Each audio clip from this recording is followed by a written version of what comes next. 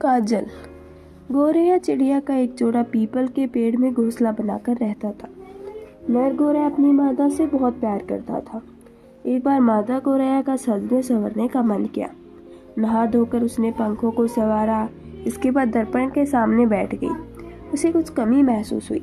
कुछ देर सोचने के बाद वह अपने पति से बोली, मुझे आंखों में सुरमा लगाना है, मेरे लिए काजल ला दो। पर ये काजल कहाँ मिलेगा? गौरैया ने पूछा। इस जंगल के पार दूसरे जंगल में दक्षिण दिशा में कोयले रहती है। कोयले काली होती हैं, वहाँ तुम्हें काजल मिल जाएगा, उसने जवाब दिया। नर गौरैया को इतनी दूर जाने की इच्छा तो नहीं हुई, लेकिन पत्नी की जिद के चलते उसे जाना ही पड़ा। काफी देर तक उड़ते उड़ते वह जंगल के दक्षिणी छोर पर पहुंच गया।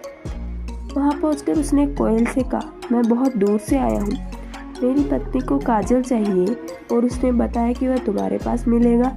कोयल ने जवाब दिया, मेरे पंखों में बहुत काजल है, ले जाओ।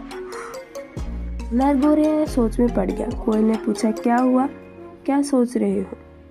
मैं काजल कैसे ले जाऊं? नर गौरैया ने पूछा। तुम कुछ काजल अपने पंखों पर लगा लो, वहां जाकर अपनी पत्नी की आंखों में लगा देना। उसने वैसा ही किया।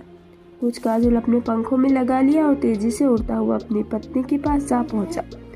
उसकी पत्नी ने उसके पंखों से काजल उतारकर अपनी आंखों पर लगा लिया, लेकिन अभी भी बहुत सा काजल गौरैया के पंखों पर लगा हुआ था।